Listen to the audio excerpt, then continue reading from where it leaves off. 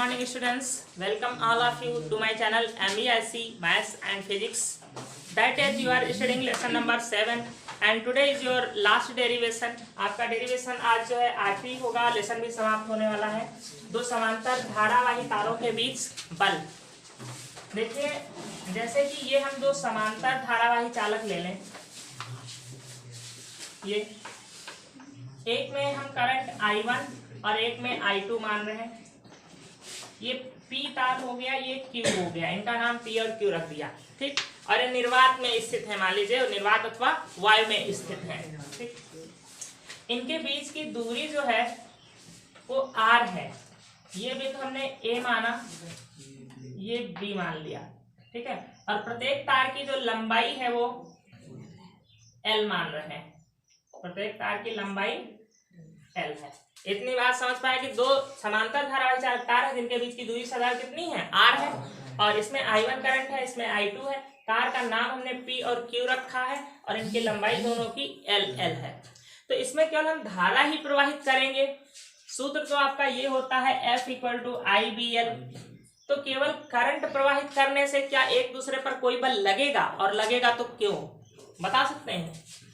केवल करंट प्रवाहित कर दे, कहीं मैग्नेटिक फील्ड हम ना पहले से प्रोड्यूस कराएं तो क्या इस पर कोई बल लगेगा, और लगेगा तो क्यों? बल तो लगेगा ही जब डेरिवेशन करने जा रहे हैं, लेकिन क्यों लगेगा? देखिए जब करंट इसमें फ्लो हो रहा है तो आप जानते हैं किसी भी तार में जब करंट प्रवाहित होता है तो इसके चारों ओर चुंबकीय क्षेत्र उत्पन्न हो जाता है, उत्पन्न होगा।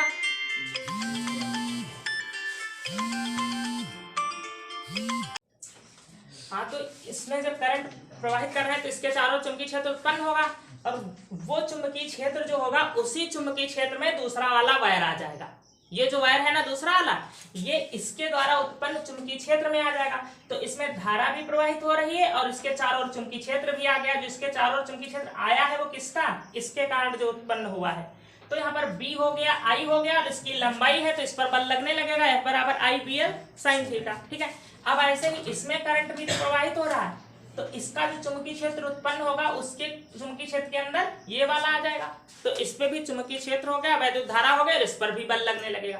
तो आपने देखा कहीं चुंबक नहीं रखा है, यहाँ पर कोई भी चुंबक नहीं है, एक के कारण दूसरे पे चुंबकीय क्षेत्र अप्लाई हो रहा है और उस पर बल आरोपित होने लगता है। तो अब एक एक करके समझिए कि सबसे पहले इसमें जब हम धारा प्रवाहित कर रहे हैं, हाँ, ये सब चुंबकीय क्षेत्र जो उत्पन्न होने लगा ये कैसे होने लगता है एक से दूसरे पर? देखो अभी आप पढ़ के आए हैं कि किसी भी वायर में अगर हम करंट फ्लो करते हैं, प्रवाहित करते हैं, तो ऑरेस्टेड के नियमानुसार इसके चारों ओर चुंबकीय क्षेत्र उत्पन्न होता है, ये ऐसे होता है। अब इसकी एक रेंज होगी कि ये कहां तक होगा, तो दूसरा जो वायर है वो इसी चुंबकीय क्षेत्र में स्थित है, तो इसका मतलब इसके द्वारा उत्पन्न चुंबकीय क्षेत्र इस पर प्रभावी होगा ना, इस पर प्रभाव डालेगा। तो इसका मतलब है ये किसमें आ गया, एक चुंबकीय क्षेत्र में आ गया। और जब कोई चालक तार किसी चुंबकीय क्षेत्र में होता है और उसमें वैद्युत धारा प्रवाहित करते हैं तो उस पर एक बल लगने लगता है, F = IBL sin थीटा। तो वही यहाँ पर प्रोसेस है। तो सबसे पहले हम ये देखें कि एक के कारण चुंबकीय क्षेत्र कितना उत्पन्न हो रहा है यहाँ पर, अर्थात इस तार P के कारण बिंदु B पर हम देख लें यहाँ पर कितना चुंबकीय क्षेत्र हो रहा है। जितना यहाँ पर चुंबकीय क्षेत्र होगा उसी चुंबकीय क्षेत्र में तो दूसरा वायर आ जाएगा। तो हम ज्ञात करने जा रहे हैं तार P के कारण बिंदु B पर उत्पन्न चुंबकीय क्षेत्र। किस फार्मूले से ज्ञात करेंगे जानते हैं? ये L, इसकी हमको L लंबाई लेना है, केवल हमको डेरिवेशन में लेना है L लंबाई, लेकिन ये पूरा जो तार जो है वो कैसे है, अनंत लंबाई वाले। तो अनंत लंबाई का डेरिवेशन हमको यूज करना है। तो इसके कारण जो चुंबकीय क्षेत्र उत्पन्न हो रहा है उसका हम नाम क्या दे रहे हैं, B1। इसके कारण जो यहाँ पर चुंबकीय क्षेत्र उत्पन्न है उसका नाम दे रहे हैं B1। तो B1 बराबर फार्मूला क्या होता है, अनंत लंबाई के तार वाला, μ0/2πI/R। देखो इसमें धारा है I1, तो हम यहाँ पर क्या लेंगे, I1, और इससे इस बिंदु की दूरी कितनी है, R, तो R ले लेंगे। ये बात समझ पाए? अब तार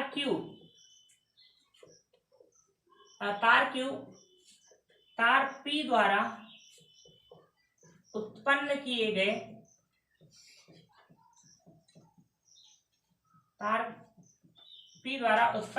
गए चुंबकीय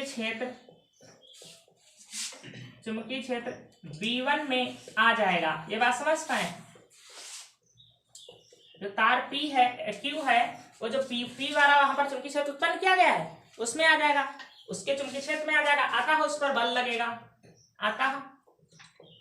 अतः किस पर बल लगेगा? इस वाले तार पर, तार Q पर आरोपित बल,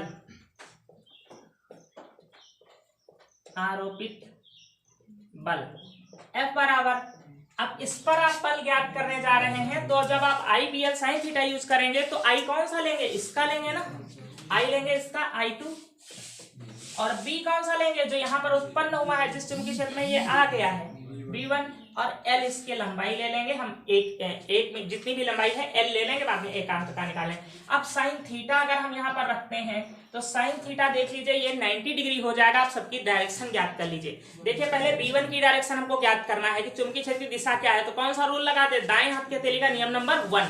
ठीक है, तो समझिए, देखो करंट की डायरेक्शन में अंगूठा किया, अंगुलियां वहां पर किया जहां पर हमको चुंबकीय क्षेत्र ज्ञात करना है, तो हथेली अंदर जा रही है, अर्थात B1 पर जो चुंबकीय क्षेत्र होगा इसकी दिशा क्या होगी? कागज के तल के लंबवत अंदर की ओर। तो यहाँ पर हम लिख देंगे कागज के तल के लंबवत नीचे की ओर, बिना दिशा के कुछ नहीं होगा। ये बात समझ पाएगा? चुंबकीय क्षेत्र की दिशा समझ पाए? तो चुंबकीय क्षेत्र यहाँ पर किधर है? अंदर की ओर। तो अब बल देखिए किधर जाएगा। अब हम कौन सा यूज कर रहे हैं? दाएं हाथ के हथेली का नियम नंबर 2, क्योंकि हम बल ज्ञात करने जा रहे हैं। तो नियम नंबर 2 क्या होता है? अंगुलियां उस तरफ करें जिधर चुंबकीय क्षेत्र है, अंगूठे को धारा की दिशा में करें। तो अंगुलियां हमने अब उधर कर दिया जिधर चुंबकीय क्षेत्र B1 किधर है? अंदर की ओर है ना, अंदर कर दिया। अंगूठा उधर कर रहा है जिधर की ओर करंट जा रहा है, तो हथेली हमारी तरफ आ रही ना इधर, इसका मतलब इस तार पे बल लगेगा इसकी ओर। ठीक है, तो Q पर बल किधर की ओर लगेगा? P की ओर। ये जो होगा ये बल F से इधर की ओर अट्रैक्ट होगा। क्या बात समझ पाए? चुंबकीय क्षेत्र की डायरेक्शन थी अंदर की ओर, फिर ये किससे निकाले? फ्लेमिंग के दाएं हाथ की हथेली के नियम नंबर 2 से। नहीं, चुंबकीय क्षेत्र हम ज्ञात करते हैं 1 से, और उसके बाद हम जो बल ज्ञात किए हैं वो नियम नंबर 2 से ज्ञात किए। नियम नंबर 2 लगा दीजिए, चाहिए फ्लेमिंग के बाएं हाथ का नियम लगा दीजिए। इससे भी देखिए चुंबकीय क्षेत्र अंदर की ओर, करंट ऊपर की ओर, तो अंगूठा किधर आ रहा है? अंदर की ओर, बल अंदर की ओर लगेगा। तो यहाँ पर हम बल अब देखिए चुंबकीय क्षेत्र अंदर को है, धारा ऊपर की ओर है, तो एंगल कितना हो जाएगा? यहाँ 90 डिग्री। चुंबकीय क्षेत्र ऐसे अंदर की ओर, धारा ऊपर की ओर, तो यहाँ पर 90 डिग्री एंगल हो जाएगा, अर्थात इसका मान हम क्या रख देंगे? 1 रख देंगे। इसलिए इसको नहीं लिख रहे हैं। दिशा क्या लिखें? तार P की ओर, P की ओर। ठीक है, अब ये जो B1 का मान है हम यहाँ पर रख देंगे।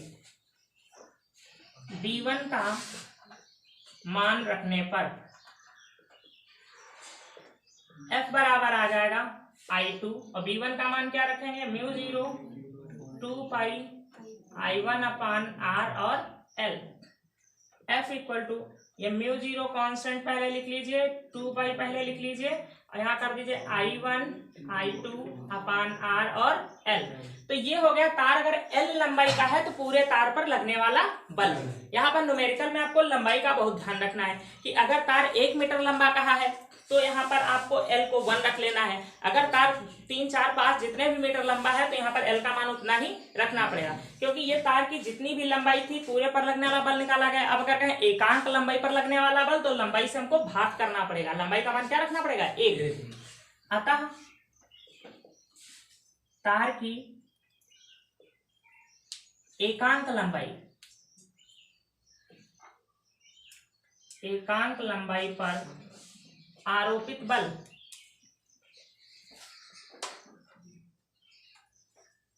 F बराबर, फिर हमको L से भाग करना पड़ेगा और यहां से L हट जाएगा, μ0 अपान 2 पाई, फार्मूला रह जाएगा I1 I2 अपान R।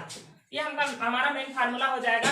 तो हमने देखा कि इसके कारण जो चुंबकीय क्षेत्र उत्पन्न हुआ है इस पर, उसके कारण बल लग रहा है इधर की ओर। अब जरा दूसरा डेरिवेशन नहीं किया जाएगा, डेरिवेशन चाहे उससे करो, उसके कारण इधर की ओर, तब भी वही आएगा, यही डेरिवेशन आएगा। ठीक है, लेकिन उसको समझिए, अगर हम इसके कारण चुंबकीय क्षेत्र यहाँ पर ज्ञात किए हुए होते एक ए बिंदु पर, इस तार के कारण यहाँ चुंबकीय क्षेत्र ज्ञात करें और उसके बाद हम इस पर लगने वाला बल ज्ञात करें, तो हमको पता चलेगा कि इस पर भी बल किधर की ओर लग रहा है। तो देखिए करंट ऊपर की ओर है और चुंबकीय क्षेत्र हमको यहाँ पर ज्ञात करना है।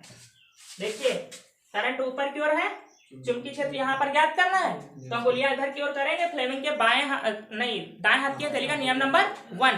तो यहाँ पर चुंबकीय क्षेत्र किधर आ रहा, ऊपर की ओर, ऊपर की ओर आएगा ना, कागज के तल के लंबवत बाहर की ओर। अब हमको यहाँ पर बल ज्ञात करना है, तो दाएं हाथ की हथेली का नियम नंबर कौन सा लगा, चलो हम बाएं फ्लेमिंग के बाएं हाथ का नियम लगा रहे हैं, इसको नहीं मोड़ मिलेगा।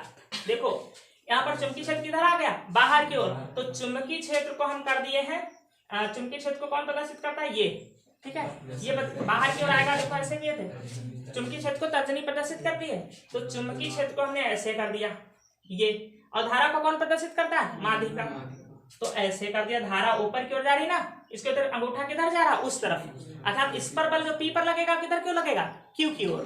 समझ पा रहे हैं? अगर इससे हम करते हैं तो देखो मोड़ पाएंगे, इसको किधर करेंगे, चुंबकीय क्षेत्र ऐसे कर सकते हैं। हाँ, अंगूठा देखो धारा की दिशा में गया, और अंगुलियां किधर गई, चुंबकीय क्षेत्र की ओर, चुंबकीय क्षेत्र बाहर की ओर, हथेली किधर जा रही, उधर की ओर जा रही। तो इस पर जो बल लगेगा वो इतना ही बल लगेगा और उसकी डायरेक्शन अंदर की ओर हो जाएगी। समझ में आइए? अब हम अगर इससे डेरिवेशन शुरू किए होते तब भी सूत्र यही निकल के आएगा, इसलिए सूत्र को फिर से डेरिवेट करने की जरूरत नहीं है, यही आ जाएगा सेम। अगर हम कहें यहाँ से चुंबकीय क्षेत्र निकालो फिर इस पर बल निकालो, समझ पाए इस बात को? लेकिन यहाँ पर ये बल कैसा होगा, अट्रैक्शन फोर्स होगा या रिपल्सन फोर्स होगा, दोनों के बीच आकर्षण होगा कि प्रतिकर्षण, दोनों एक दूसरे की ओर जब आ रहे हैं, एक दूसरे को बल लग रहा है तो आकर्षण बल हो जाएगा। ये भी नहीं समझते आकर्षण प्रतिकर्षण, इतने बड़े हो गए, इन पर आकर्षण बल लगेगा, दोनों एक दूसरे की ओर आ रहे हैं, ये इधर जा रहा है, ये इधर, बल एक ही तरफ लग रहा है, तो कौन सा फोर्स हो जाएगा, अट्रैक्शन फोर्स। ठीक है, अगर धारा की दिशा एक में उलट दे, अगर धारा की दिशा एक में बदल दें, एक में नीचे कर दें, एक में ऊपर कर दें, तो यही रिपल्सन फोर्स हो जाएगा, इस पर भी बाहर की ओर, इस पर भी बाहर की ओर। समझ पाए? तो यहाँ पर ये भी समझना है फोर्स कौन सा लगेगा, अगर डायरेक्शन एक दिशा में है तो ऑब्जेक्टिव क्वेश्चन फोर्स अट्रैक्शन होगा, अगर धारा की दिशा विपरीत हो जाएगी एक दूसरे में तो यही दोनों फोर्स कैसे हो जाएंगे, रिपल्सन हो जाएंगे, एक दूसरे को दूर भगाएंगे। ठीक,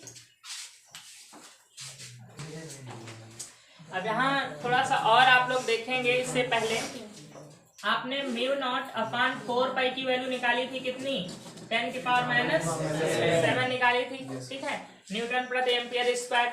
अब अगर यहाँ से हम 2 रख दें तो इसका मतलब 2 यहाँ पर आ जाएगा, 2 × 10 की पावर -7।